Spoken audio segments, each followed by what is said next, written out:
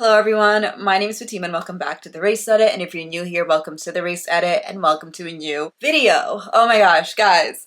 Unserious time? Let's go. I feel like I haven't done one in so long, even though I know I did one for Monza. It just feels like this has felt like the longest off week ever. I feel like just so much has happened, but hey, we're back. Back to Baku. Let's go. Formula One is back. We are racing in Baku.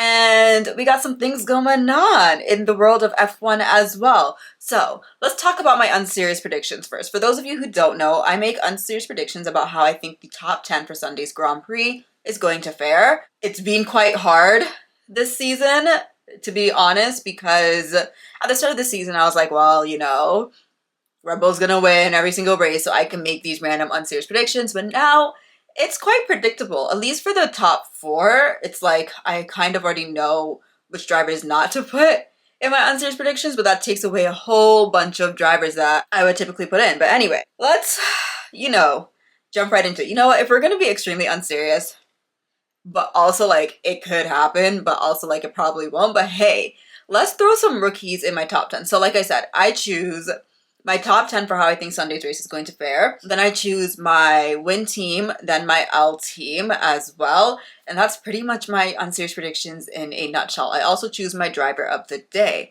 So who's in the top 10 for Sunday's Grand Prix? Honestly, we have two rookies, two juniors, two newbies that are going to be racing this weekend. We have a young Ollie Bearman and a young Franco Colapinto. So P1, I'm going to have to give it to Ollie Bearman. Why? Because you know what? On his debut, he did pretty darn good in Saudi Arabia. He finished P7 in that Ferrari. Now, bear in mind, he will be in a Haas. Haas has been pretty consistent in the points this season, so I still think he could finish in the points in Baku. Imagine that, though. If Ollie Bearman came in to replace Kevin Magnussen on his race ban and he won the race, you know what? We're holding out hope. We're holding out hope for the young Ollie Bearman. So I'm going to give Ollie Bearman P1. And then P2, we're going to have to give it to Franco Colapinto. It's his second race. I feel like he could do it. I have hopes for him. So P1, Ollie Bearman. P2, Franco. P3, I think I'm gonna have to give P3 to... I'm still holding out hope for Zhou Guanyu. So P3, Zhou Guanyu. P4, I'm gonna have to give it to... Let's throw Yuki Tsunoda P4. He could do it. P5, I almost said Kevin Magnussen, but he's not gonna be here. So P5 is gonna be Valtteri Bottas. Maybe this will be the race where Kick Sauber gets some points and just, I don't know, does something, anything. I remember at the start of the season, I was like, Alpine, what are you doing? Now I'm like, oof. Maybe I spoke too soon on Alpine. It's Kick Sauber I need to worry about. P7, I'm gonna have to say Lance Stroll. P8, Fernando Alonso. P9, Daniel Ricciardo. And then P10, I'm going to give it to Alex Albon. But that's quite realistic also, though. I feel like he could manage a P10. But hey, these are the options that I got now that everything is so unpredictable with the top four. So that is the top 10 Unserious Edition for Sunday's race. Listen, as unserious as they are, sometimes there's a little bit of hope in them. I'm like, maybe it could happen. We never know. We don't know, but that's my top 10. Now let's talk about my win team. I'm going to give my win team to Williams for being double points because they would have Franco P2. That's crazy. And Alex Albon P10. Imagine if Franco finished the race P2 and Alex Albon P10. You know how diabolical that would be? Oh my gosh, yeah. Interesting behavior. Then I would have to say my driver of the day would have to be Ollie Bearman, of course. He won the race. That's my driver of the day. I'm standing firm on that. And then my L team would have to be one of the big four. My L team, I think, McLaren? Let's see. Because they could still very well be my L team in real life predictions as well. So I'm throwing it over to McLaren there, bud. Figure it out.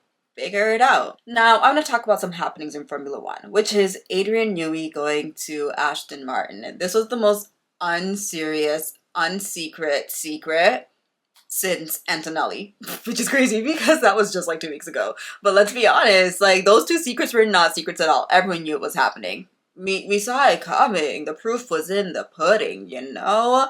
But I want to talk about Newey to Aston Martin because I did mention it briefly in my previous video. But honestly, I'm not moved by Newey going to Aston Martin. Like, it was a big deal when we found out that Adrian Newey was leaving Red Bull because that was a 20-year partnership, and for him to leave, like, meant something. And then there was the conversations of Newey to Ferrari, which I was excited about, as I've mentioned in my previous video, but I quickly was just like, you know what? I actually don't care if he goes to Ferrari or not. I'm not going to lie, because as great as Newey is, and he is the GOAT, that is like pretty much undisputed, as great as he is, we've seen how many years of Mercedes domination without a Newey car. We've seen other teams that have not been Red Bull also be able to be up in the game as well in that Mercedes domination era. It's always been Mercedes, Ferrari, Red Bull really for the past couple of years, but like we've seen it happen. And this Newey to Aston Martin partnership, I do think it's going to be a great partnership, and I think he's still going to create a great car. I'm holding my breath. Why am I holding my breath? Because I'm not going to be moved until I see what goes on with Aston Martin and their drivers. So we know that their drivers are Fernando Alonso, and we know that their drivers are Lance Stroll. I'm not saying Lance Stroll is a bad driver. I just feel like he's been 10 years, pretty much almost 10 years in the game now. And I feel like whenever I bring up, I mean, I brought up Lance Stroll recently, and like I said, I don't speak too much on Lance Stroll because, you know, woo, but every single time I bring him up, it feels like there's a coddling around him in some conversations where they're like, you know, he's getting better, he's growing, he's starting to show consistency, yada, yada, yada. But I'm like, he's also been here for almost 10 years. And I feel like it's always the same conversations around him. When do you get to a point where you're like, okay, enough? Like maybe he's just not meant to be that driver. And until Aston Martin sorts out that problem, they could have a rocket ship. They could have the best car on the grid. As we've seen, if your drivers aren't maximizing that car, you can only do so much. And as great as Alonso is, he can only do so much. We've seen the way Max Verstappen has been able to dominate and bring in points to Red Bull without Checo, but we've also seen what can happen when your second driver is not bringing in the points. Other teams will start to catch up, and the second driver who's not maximizing that car to the best of its abilities is going to hinder you in points. And that pretty much happened last year, actually, early last season. Yes, I know he had broken bones and he was still like bringing in points or whatever, but Alonso was on podiums pretty much consistently for the first half of the season last year. And honestly, Lance Stroll should have been on podiums too. Let's be real. He should have at least had one, you know? At this rate, I don't think Lawrence Stroll is going to let go of his son, which, I mean, like I said, I respect it. Why would you let go of your son? That's your son. Like, if he has dreams and you can build him something to achieve those dreams, you know, I'm not mad about it. But if you want your team to be the number one team, I'm sorry, you have to rethink something. I know a lot of people are dogging Ferrari for not signing Adrian Newey, yada, yada, yada. One, who's to say he wanted to go to Italy when home is home?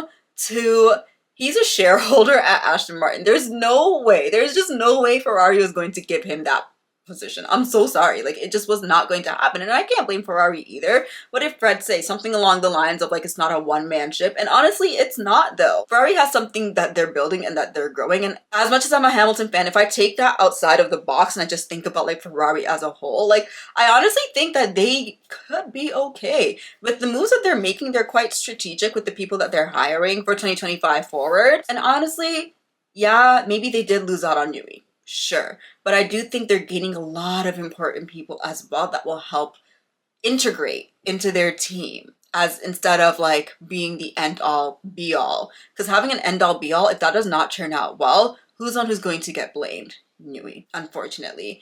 And Lawrence Stroll is putting in a lot of money. Yeah, I still think he's blinded by some things.